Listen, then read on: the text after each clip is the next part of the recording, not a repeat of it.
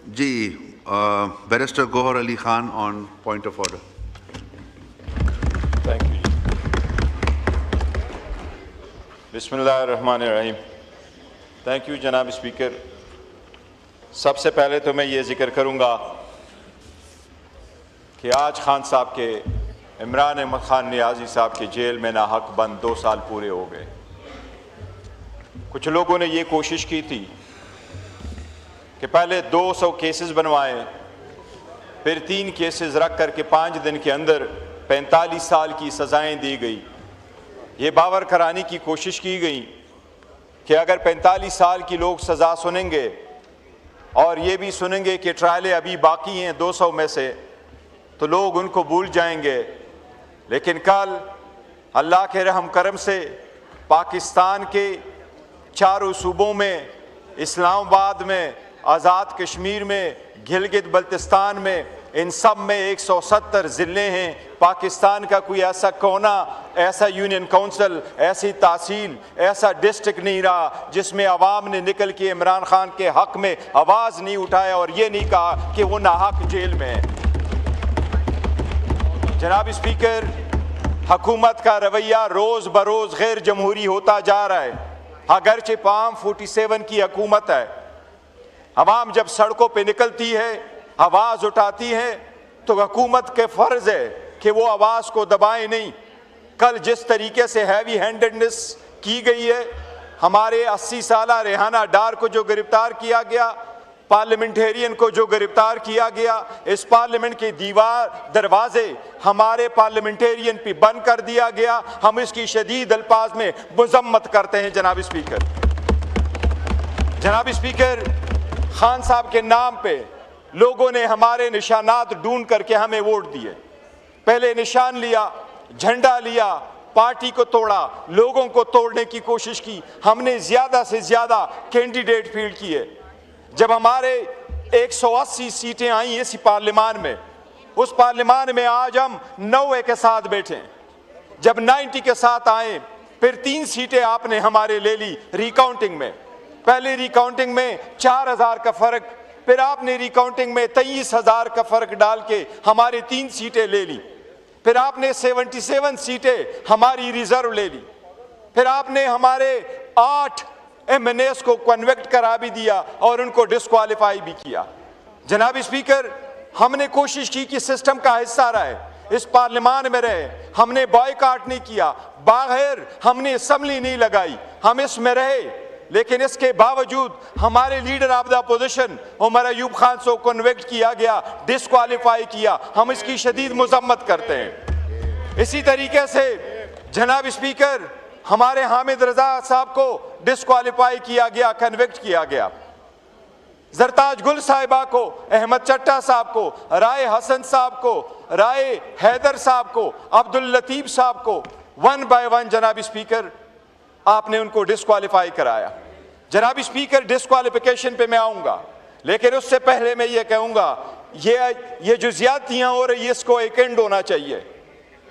आप हर आईनी कानूनी काम हमारे खिलाफ गैर कानूनी बन के करते हैं। आपने हमारे साथ बड़ी ज्यादतियां की, वो ज्यादतियां इतनी बढ़ रही है कि अब आवाम पूछ रही है, हर बंदे को महसूस हो रहा है कि ये ज्यादतियां बहुत हद हो गई है। बावजूद इसके कि आपने MNAs और 2 सेनेटर को भी डिस्क्वालीफाई कराया। आपने कल शेख वकास साहब के खिलाफ ये रेजोल्यूशन यहां से मुंह कराया कि उसको क्यों ना उसकी सीट डिक्लेयर करे, कि वो 40 कंसेक्यूटिव डेज के बाद वो उसकी सीट वैकेंट है।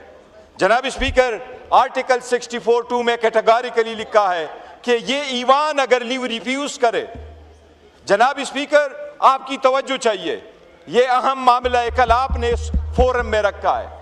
ये आप अगर कस्टोडियन की हैसियत से आपका फर्ज बनता है, रूल्स और आइन के मुताबिक ईवान चलाना आपकी जिम्मेदारी है। हमने हमेशा कहा है कि हम चाहते हैं कि इस कुर्सी भी जो बैठा वो इंडिपेंडेंट हो। जनाब स्पीकर, एक ही वक्त नहीं है कि इस ईवान के सामने शेख वकास की लीव एप्लीकेशन आया हो और इस ईवान ने शेख वकास की लीव एप्लीकेशन रिजेक्ट की हो।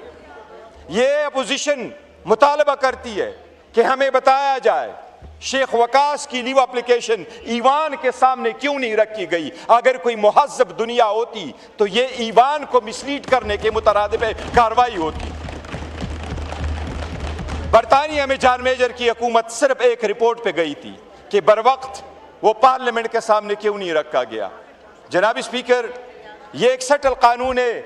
जनाब आपका लॉ मिनिस्टर यहाँ बैठा है, एक चीज ये वजाहत इस ईवान के फ्लोर पे करे, हम वजाहत मांगते। पाकिस्तान की हिस्ट्री में डिस्क्वालिफिकेशन का कानून सेटल हो चुका है और ये इनकी वजह से ज्यादा सेटल होने के ये पीछे पड़े थे। जनाब स्पीकर, दस्ती साहब को डिस्क्वालीफाई किया गया। Jamshed Dasti, we are proud of Jamshed Dasti, वो खान का टाइगर इंशाल्लाह वापस इस ईवान में आएंगे। जनाब स्पीकर, इस फ्लोर ऑफ द हाउस पे आपको कहता हूं, लोग इमरान खान के साथ जुड़े हुए हैं। मैंने कल देखा है अवाम की जमे गफीर पूरी दुनिया में निकली थी, दुनिया के हर कोने में एहतजाज था। खुदा की कसम, माएँ अपने बच्चों से इतना प्यार नहीं करती, इतना मोहब्बत नहीं करती जिस तरह अवाम खान से मोहब्बत करती है। और माएँ अपने बच्चों के लिए इतनी दुआएं नहीं करती जितना कल मैंने अवाम को देखा कि इमरान खान और बुशरा बीबी के लिए उन्होंने दुआएं मांगी है। हरमैन में लोग लिखते हैं, मेरे पास तस्वीर आती है, हरमैन में बैठा हूं, हाथ पे इमरान खान लिखते हैं, बैतुल्लाह की तरफ बढ़ते हैं और कहते हैं जी मैं खान के लिए दुआ कर रहा हूं। जनाब स्पीकर, ये उसका टाइगर है, इंशाअल्लाह ताला इस ईवान में वापस आएगा। लेकिन ईवान से मैं पूछता हूं, आप ये क्वेश्चन हुकूमत के सामने रखेंगे, लॉ मिनिस्टर से इस पे बातेंगे, एक्सप्लेनेशन मांगेंगे, और अगर नहीं है तो कानून से बालातर नहीं है। हमने इलेक्शन कमीशन को इस ईवान के सामने बुलाना है, उनको अकाउंटेबल करना है कि ऐसे ऑर्डर क्यों पास हो रहे हैं। जनाब स्पीकर, पहली बात ये, इलेक्शन कमीशन के बारे में सुप्रीम कोर्ट ने ये ऑर्डर किया था, ये सुप्रीम कोर्ट की फुल बेंचेस का फैसला है कि इलेक्शन कमीशन के पास किसी को सादिक और अमीन कराने का इख्तियार इलेक्शन कमीशन के पास नहीं है। ये इख्तियार समात इलेक्शन कमीशन नहीं रखती। ये सुप्रीम कोर्ट ने लॉ सेटल किया।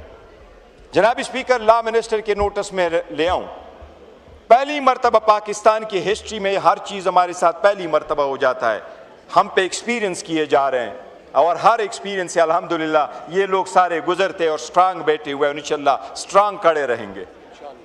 जनाब स्पीकर, पाकिस्तान की हिस्ट्री में जिन लोगों के डिस्क्वालिफिकेशन के केसेस इलेक्शन कमीशन में गए हैं, आज तक सिवाय जमशेद दस्ती के सुप्रीम कोर्ट ने, इलेक्शन कमीशन या सुप्रीम कोर्ट या किसी कोर्ट ने कभी भी किसी को आर्टिकल 62(1)D में डिस्क्वालीफाई नहीं किया कि कोई कमीशन ये कह के बोल दे कि you are not a man of a good character. अफसोस के साथ कहना पड़ता है कि इतनी बड़ी आईनी जिम्मेदारी उस बंदों को दी गई है जिन्होंने पहली मरतबा आर्टिकल 62 को इम्पोज किया है। जनाब स्पीकर, हमारे जो एमएनए थे ये बड़ा अहम है। उमर अयूब खान साहब, राय हसन नवाज साहब, हामिद रजा साहब, जरताज गुल साहिबा, राय हैदर साहब, अब्दुल लतीफ साहब, ये वाला अहमद चट्टा साहब, ये सारे डिस्क्वालीफाई हो गए। इलेक्शन कमीशन ने ओवरनाइट डिस्क्वालिफिकेशन नोटिस इशू की। इनके रीजन क्या है? आर्टिकल 63(1)H, ये मॉरल टर्पिट्यूड के केसेस के नियत से किया। जनाब स्पीकर, पहली तो ये बात है कि वो क्या शेम ट्रायल थे। हमने तो चीफ जस्टिस पाकिस्तान से रिक्वेस्ट की थी कि हम दो चीज़ें मांग रहे थे, फ़कत दो चीज़ें। हम एप्लीकेशन सबमिट कर चुके थे कि इसमें कोई शक नहीं है कि 9 मई नहीं होना चाहिए था। हम सब ने 9 मई को कंडेम किया।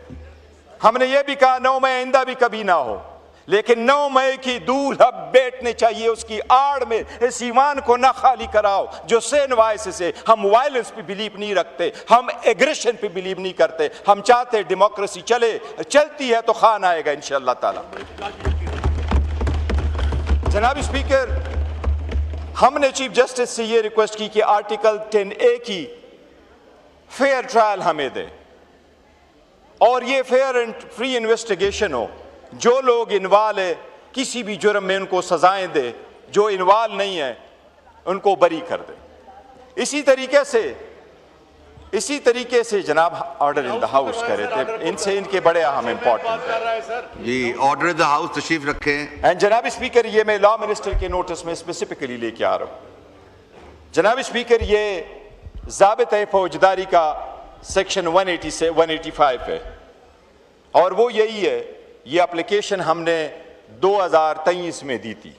वो पिटीशन लतीफ़ कोसा साहब ने फाइल कर दी थी, हमें उसमें स्टे मिला था और हमारा ये कहना था कि जिस इंसान के ख़िलाफ़ एक ही किस्म के चार्जेस हो और वो मुख्तलिफ अय्यार का हिस्सा हो और पाकिस्तान के मुख्तलिफ कोने में हो, उनमें सारे ट्रायल स्टे हो जाते हैं।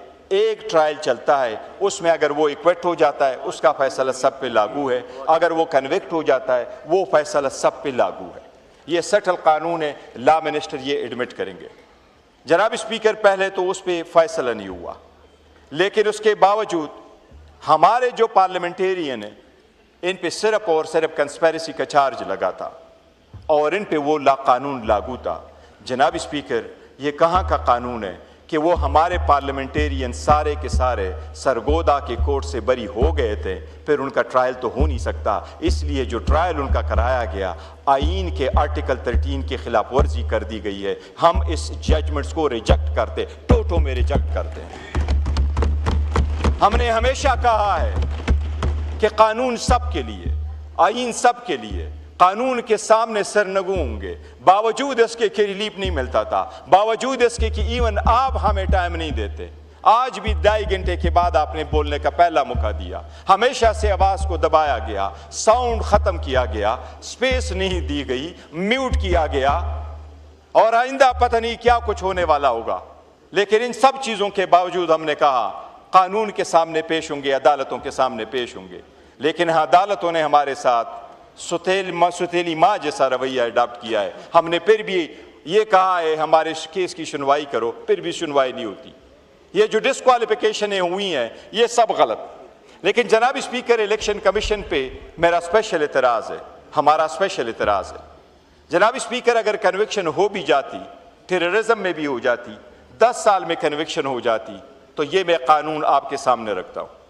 1976 का कानून 2017 के इलेक्शन एक्ट से पहले राइज था। 1976 के कानून में, representation of the people's act 1976 में 26 किस्म की डिस्क्वालिफिकेशनें मौजूद थी। उसको हम स्टैट्यूटरी डिस्क्वालिफिकेशनें कहा करते थे और आईन के आर्टिकल 62, 63 में डिस्क्वालिफिकेशन और 62 में क्वालिफिकेशनें मौजूद है। 2017 में इलेक्शन एक्ट में कंप्रहेंसिव अमेंडमेंट की गई, सब कुछ कंसोलिडेट किया गया, लिमिटेशन डिलिमिटेशन भी, इलेक्शन एक्ट जो सेनेट के थे वो भी, असेंबली के भी लॉज जो है वो सारे कंसोलिडेट किए गए।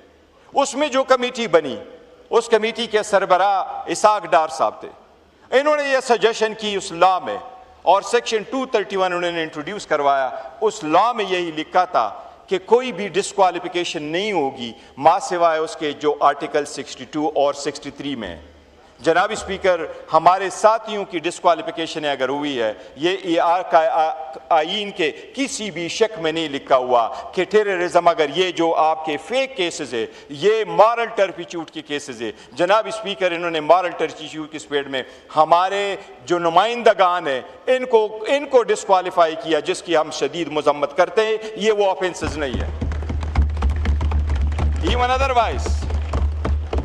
इवन अदरवाइज जनाब स्पीकर, इस पे अगर ऑर्डर पास होना था तो कोई भी ऑर्डर इलेक्शन कमीशन आर्टिकल 63 में पास नहीं कर सकता। इलेक्शन कमीशन एडमिनिस्ट्रेटिव इख्तियार नहीं रखता। ये लॉ मिनिस्टर बैठा हुआ है।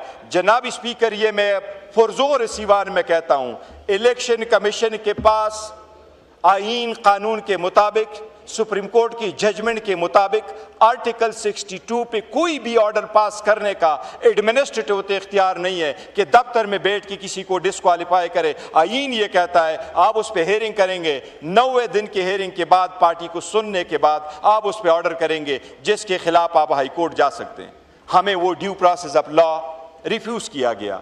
जनाब स्पीकर, आपने हमें due process of law refuse किया। हमारे यहाँ जो लॉ नहीं भी लागू था आपने हम पे वो लागू कर दिया।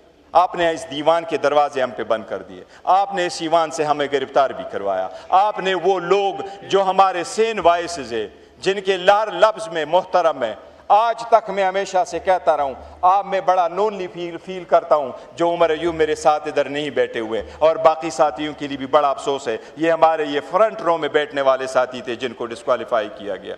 जनाब स्पीकर, उमर अयूब खान साहब ने 20 साल इस ईवान में गुजारे। आप अपनी हिस्ट्री चेक कर दीजिएगा, उसका एक लफ्ज़ इस ईवान के प्रोसीडिंग से कभी हज़फ नहीं हुआ। ऐसे लोग थे, आपने उनको भी इस ईवान से बाहर निकाला।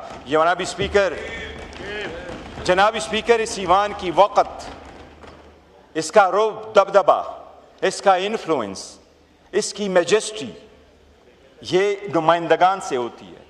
अगर उस नुमाइंदगान की आप इज़्ज़त न करें, उनके साथ ये सलूक करें, तो इस ईवान में बैठने का क्या फ़ायदा, इस ईवान का क्या फ़ायदा। इसमें तो आप फिर सेलेक्टेड लोग बना कर के लाएँ और सेलेक्टेड लोगों से चलाएँ।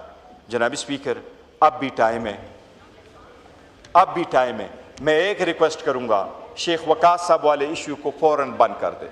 मैं आपसे मुतालबा करता हूँ, शेख वकास की एप्लीकेशन आज रख दे। ये ईवान आपसे मुतालबा करती हैं, दरख्वास्त करती है, शेख वकास की लीव एप्लीकेशन, मैं आपको कहता हूँ उनको आवाम लीव दे दे, वोट कराओ, लीव देते हैं कि नहीं देते। जनाब स्पीकर, सख्तियाँ ज़्यादा हो गई, दूरियाँ ज़्यादा पैदा हो गई, पॉलिटिकल विक्टिमाइजेशन बहुत हो गया। जनाब स्पीकर, हम रियासत के वफादार हैं, हम रियासत को बेहतर साना चाहते हैं, हम इस मुल्क के शहरी हैं, हम पैट्रियाटिक हैं। पाकिस्तान की आवाज़ लगी तो ये सारे लोग जिनको अपने घरों में जाने की इजाज़त नहीं थी, ये उठ खड़े हुए पाकिस्तान के साथ खड़े रहे। जनाब स्पीकर, हमें इस ईवान से इस तरह बेआबरू हो के निकालेंगे तो इस ईवान की आबरू नहीं रहेगी, ये कोई और होगा, थर्ड पार्टी आपसे इसका फ़ायदा उठा लेगी। जमहूरियत को ख़तरे में न डालें, जमहूरियत को नुकसान ना पहुँचाए, ये मेरी आपसे इस्तदा है। इस पर ज़रूर रूलिंग दें।